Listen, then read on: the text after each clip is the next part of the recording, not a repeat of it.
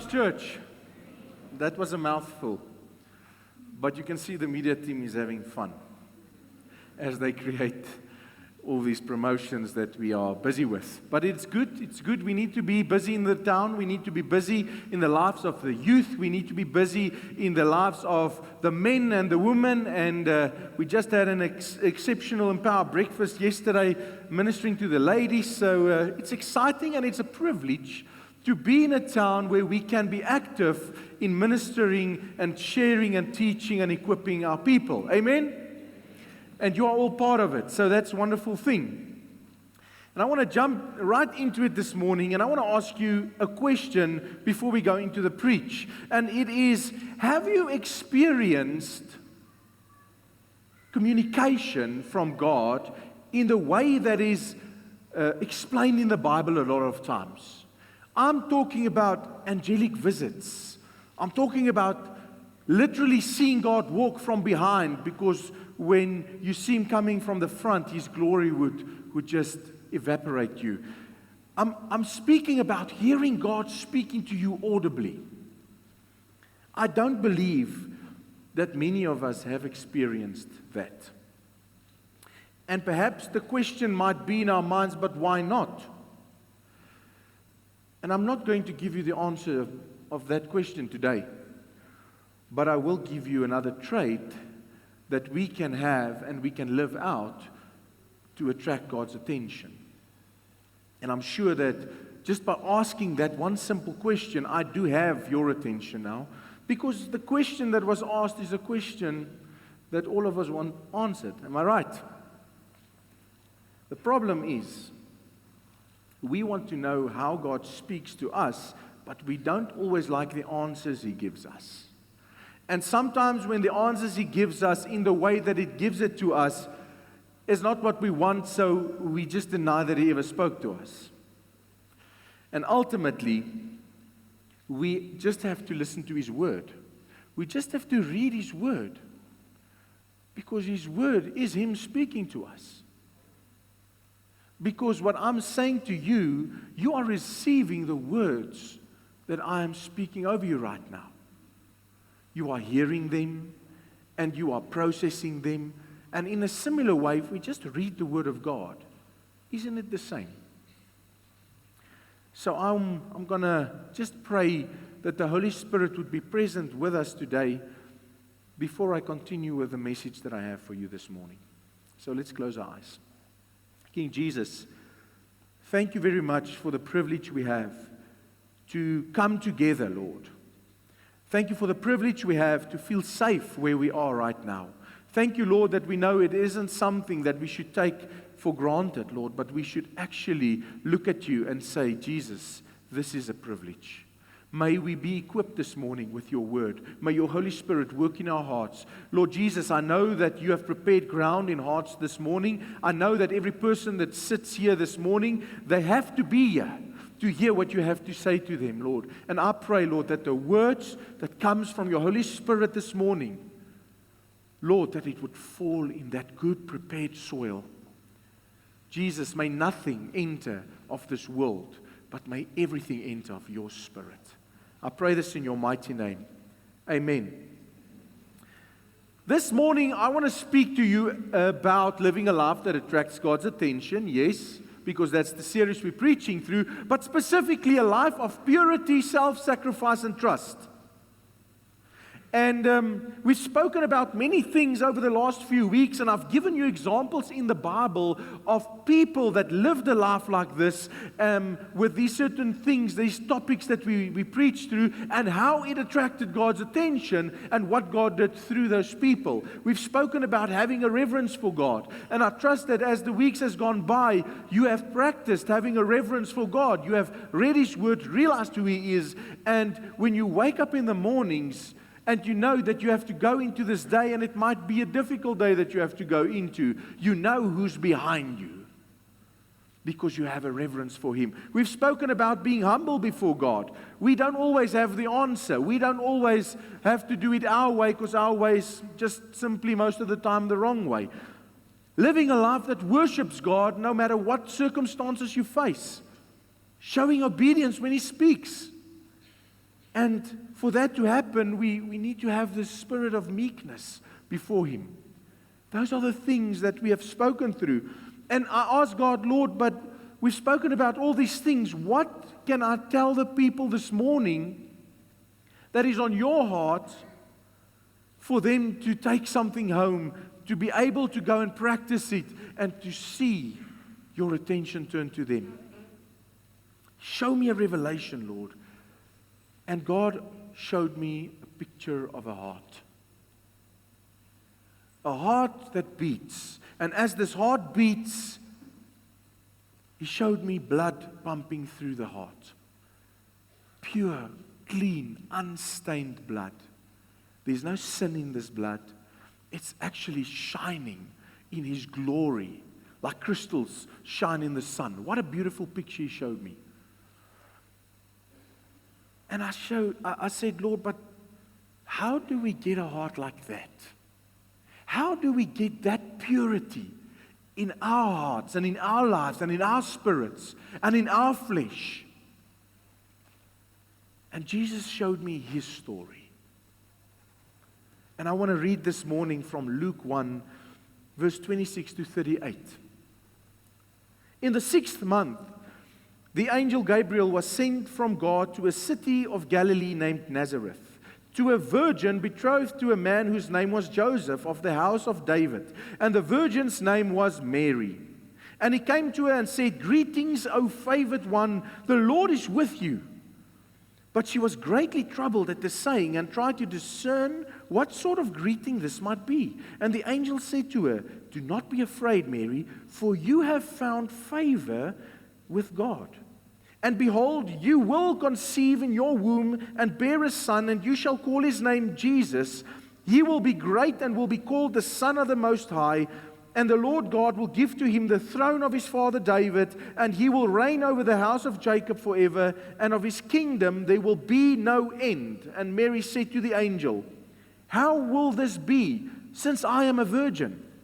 And the angel answered her, "The Holy Spirit will come upon you, and the power of the Most High will overshadow you. Therefore the child to be born will be called Holy, the Son of God. And behold, your relative Elizabeth, in her old age, has also conceived a son, and this is the 6th month with her who was called barren. For nothing will be impossible for God." And Mary said, "Behold, I am the servant of the Lord. Let it be to me according to your word." And the angel departed from her. What a wonderful picture of God having His attention on someone, having a plan with someone, and seeing His name glorified. The ultimate glorification through what has happened. And I look at the traits of Mary, and that's what I want to speak through this morning. And what Mary did to attract the attention of God. So point number 1 is purity. Mary, the mother of Jesus, was between the ages of 12 and 15 when she was betrothed to Joseph. If you look at the customs of the Jews in that time, that was more or less the age that they were betrothed to someone. Betrothed, or in our terms, engaged. There's a commitment made. All right? She's described in the Bible as being a virgin when the angel Gabriel came to speak to her, which is the way it's supposed to be when you are betrothed to someone. Okay. So firstly, her body was pure. Her body physically was clean and pure. Because the Word of God tells us that when you sin sexually, it is the only sin that you commit against your own body. So, Mary had a pure body. But as the angel spoke to her, he said that she's favored by God. So it tells me that her lifestyle as a young girl was one of a pure heart too. She was brought up in the ways of the Lord, in the ways of the law in that time, and she wanted to serve Him. She found favor in the eyes of the Lord because of it. Jesus Himself says in Matthew 5 verse 8, "Blessed are the pure in heart, for they shall see God." It's just Scripture confirming Scripture. which means Mary's life was pure inside and outside, and that created space for God to work in her life. Okay? So she was a teenage girl, and I don't want us to live under the illusion that she had a halo around her head. All right? She was a teenager, and there's many aspects of being a teenager that is very similar today than it was in those days. Why? Because change happens in your body. There's changes in emotions and changes physically and changes in hormones and all of those things. Your body goes through changes at this age. I know, I've got a girl this age in my house. All right? It's also a phase in your life where you are really smart. Okay? And you know a lot of answers. However, when the angel came to speak to Mary, none of those things played a role in her decision to say yes.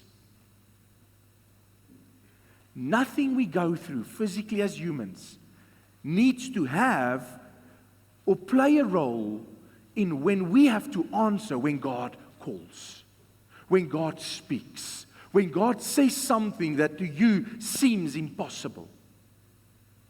Because Mary showed us that even though she went through all these changes, her body and her heart was pure, and she heard God clearly. And I want to tell you that in the life that we live today, the devil wants to destroy either one of the two things, purity inside or purity outside, or both. That's his agenda. And what he's really getting to do is he's destroying purity outside. In the world we live in today, with all the sexual immorality, the enemy is destroying purity on the outside. And then when we stumble with this, he uses guilt, because that's just what an accuser does, to keep you down. He uses guilt. He continuously reminds you of the sin that you have committed. And before Jesus Christ sacrificed himself, perhaps the devil had some kind of leverage by doing that. But I want to tell you, the blood of Jesus took the leverage the devil had away. And when we commit sin today, because all of us commit sin, we have the ability to go on our knees and say, Lord, forgive me. Cover me with your blood, because that's the only thing that can bring me back to purity. And don't do it again. Only when the blood of Jesus runs through our veins as a new creation will our hearts be truly pure. Will it pump blood through our veins that shouts out, Jesus, what do you want us to do? When we have truly accepted Jesus as our Lord and Savior. And we as God's people need to realize that we are privileged to have a second chance. Do you sit here this morning knowing that you have a second chance? A second chance to life, a second chance to purity. And as we pursue a pure life, God can start using us, because then our lifestyle attracts His attention. Living a pure life, doing what His Word says we should do. Then He knows He can trust us with more, because we can be trusted with the most basic thing He has given us, ourselves. And that brings me to point number 2, ourselves. Self-sacrifice is needed when we want to step into the things that God has planned for us. Mary was probably minding her own business, probably planning her wedding, when Gabriel appeared to her, the angel. The Bible doesn't say that she was at that moment seeking God's attention on her knees in a room alone. It doesn't tell us that. So she was probably just living her life, her day to day. And then the angel appeared to her. And what she did is most of the time what we do. Our plans for tomorrow isn't necessarily God's plans for us for tomorrow. But we make these plans, and we prepare, and we plan, and we do these things, and we live our lives. Most of you are going to work tomorrow. Some of you are writing exams tomorrow, and you're living your lives. And I want to tell you that just by living your lives doesn't say that God cannot come and speak to you in those moments. We must be expectant even though we go about our day. Because when we live a life that's pure, it creates space for God to speak to us. We need to realize that. God's plans, however, require great sacrifice.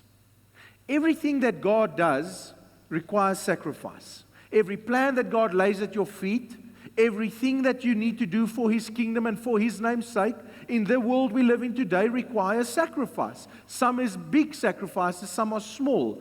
Why is it that God's plans doesn't always align with our plans for our life? Have you ever thought about that? It is simply because God's plans are so radical, that so potentially dangerous, that we, in our own mind, won't think about doing those things. Does that, in a way, make sense to you? We won't think about things to do tomorrow that will create space for possible humiliation. We won't plan things that's possibly going to create some space for us to sacrifice our own physical lives for His kingdom. We won't do that. But that's what God's plans usually has in for us. It stretches us. It makes us uncomfortable. It sounds ridiculous to those around us. Have you ever said to someone, God has told me that, this is something I must do, and their reaction is like, what? That doesn't make sense. You're crazy. It sounds ridiculous to the people around you, God's plans for your life, to glorify His name. It even has the potential, as I said, to humiliate you or create stories that you won't be able to defend. When God calls you to do something, it has the potential to create stories about you that you will not be able to defend. Looking at Mary, how was she going to defend the fact that she has never slept with a man, yet the signs are there that she did? I want this to be an example to you that when God sometimes calls us, we won't be able to defend ourselves. It is those times that we need Him to defend us. It doesn't matter what people say. When I know that I'm living a pure life, even though the signs are there, God needs to defend me in those moments. And He will. Luke 9 verse 23 says, if anyone would come after me, let him deny himself, take up his cross daily and follow me. For whoever would save his life would lose it, but whoever loses his life for my sake will save it. For what does it profit a man if he gains the whole world and loses or forfeits himself? It will gain nothing in our lives if we want to please the world instead of pleasing God. Mary stood before this choice when the angel stood before her. Because, as I said, her reputation, her marriage to be, her whole life that was perfectly planned out was in the balance. Joseph did wonder, but the angel came and spoke to him. Isn't that God standing in the gap for Mary? It had the potential to create chaos. Mary trusted God and allowed Him to fight the fight. Imagine her going to Joseph saying, Joseph, I know I know what it looks like. But imagine her going to Joseph and saying that. No, she allowed God to work because she trusted Him, and the outcome was good. Because the angel Gabriel went to speak to Joseph too, and he accepted that this was God. Trust God. God will always give us a choice, though. God will come and place something at your feet, like He did with Mary, and He will give you a choice to say yes or no. And when we say yes, He will give us what we need to make the decision, like confirmation, because He did give Mary confirmation. He won't tell us exactly what the end result will look like, because then we might think that we're very special. And ultimately, it's just we are created for God to glorify His name. It's not about us, it's about Him. And I think sometimes when we see what the end result will be, because it's never what we think, then we might start thinking that we are better than we are. No matter, in this decision, faith is required. A lot of faith. All right. Luke 1 verse 38 says, and Mary said, behold, I am the servant of the Lord. Let it be to me according to your word. This brings me to my third point, which is trust. Just with that statement, Mary showed God that she fully, completely trusted Him. Because she knew the potential that this had to ruin her life. But she knew the God she served.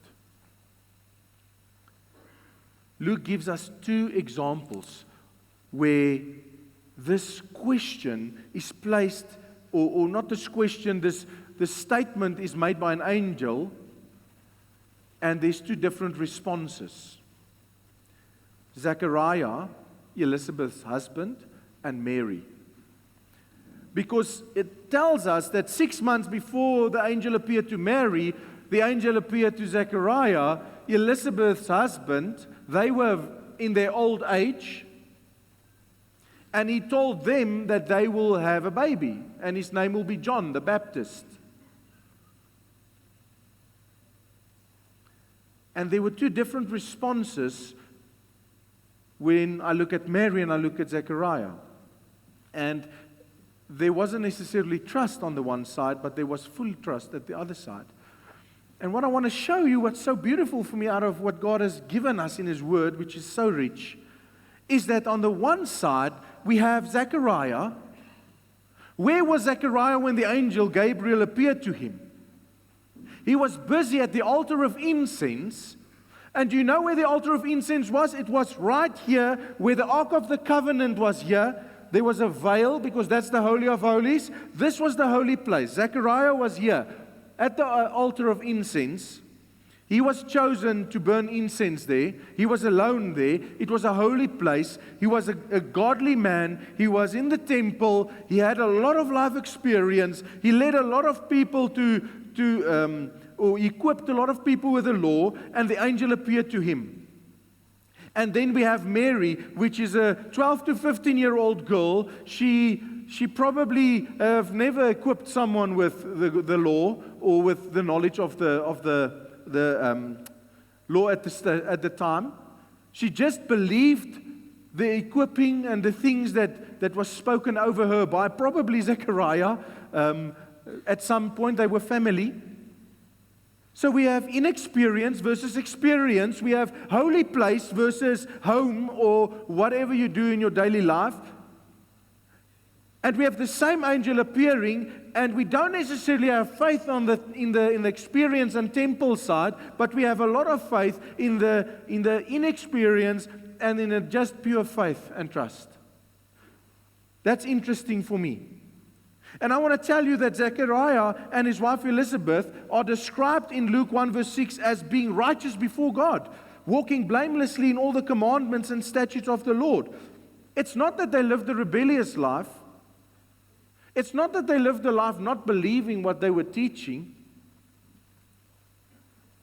But I want to read to you the reply of Zechariah in Luke 1 verse 18 to 19. And Zechariah said to the angel, "How shall I know this? For I am an old man. My wife is advanced in years." And the angel answered him, "I am Gabriel. I stand in the presence of God, and I was sent to speak to you and to bring you this good news. And behold, you will be silent and unable to speak until the day that these things take place, because you did not believe my words, which will be fulfilled in their time." And what did he say to Mary? Nothing. He departed because she said, "Your will be done, Lord." When God places something in front of us, there's nothing wrong in asking questions, which is what this shows us, because Mary too answered, "How shall this be?"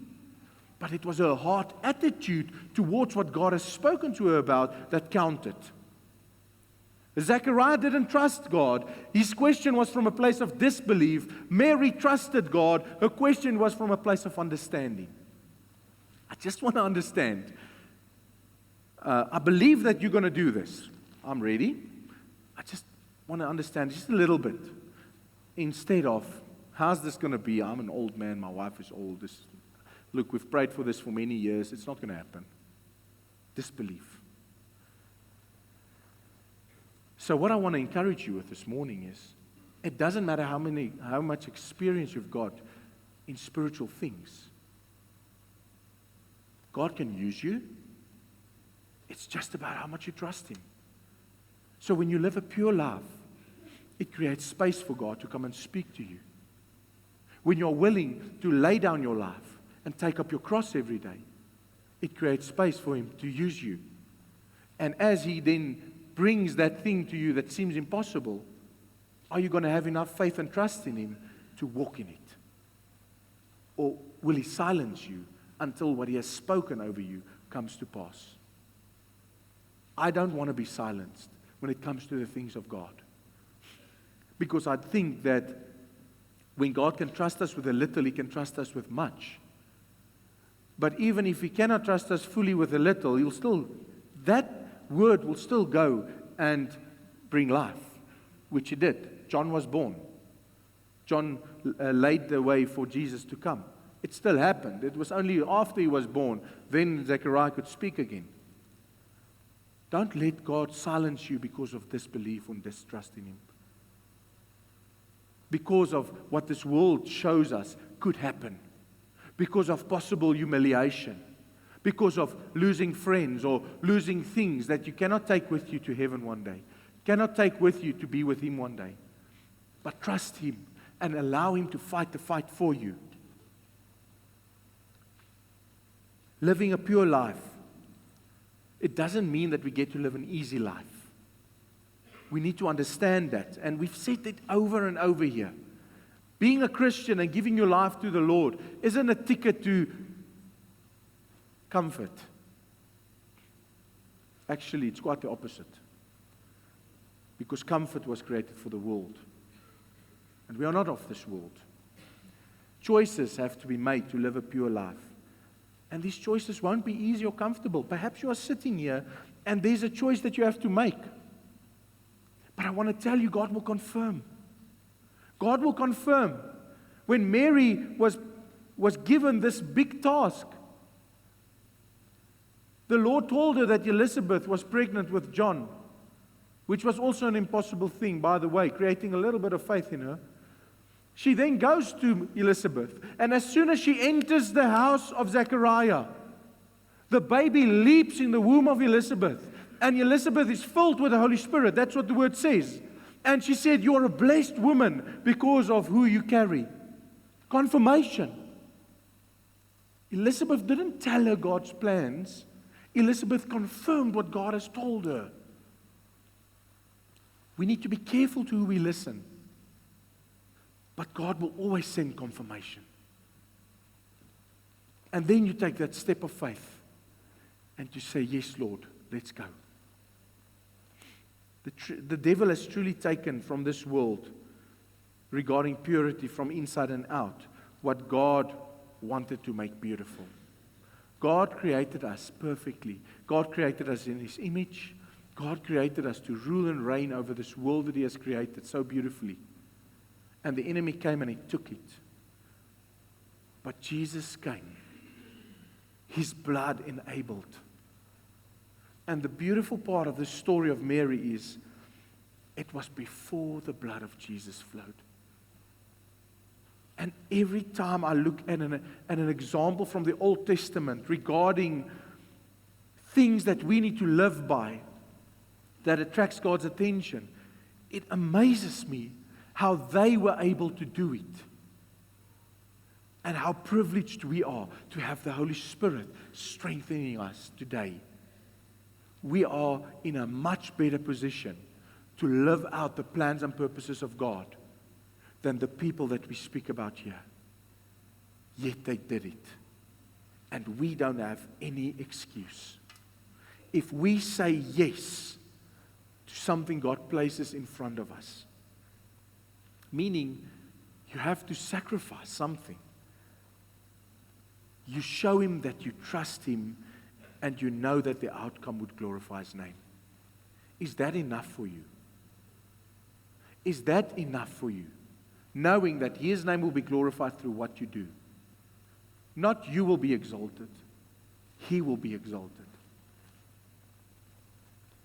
It will require full trust in Him. And I want to leave you with 1 Kings 19, verse 11 to 13. It says, "And he said, Go out and stand on the mount before the Lord.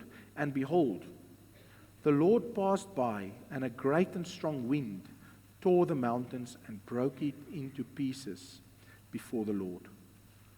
But the Lord was not in the wind. And after the wind, an earthquake. But the Lord was not in the earthquake. And after the earthquake, a fire. But the Lord was not in the fire.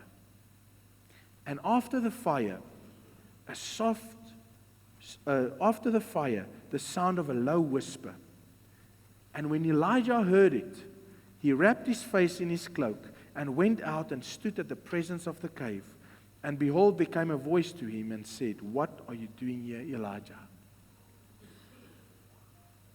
I come back to my opening statement that I made of us not hearing God in the way we think we should hear Him. And I look at the message that I shared on purity, self-sacrifice, and trust. Do you see it? Psst.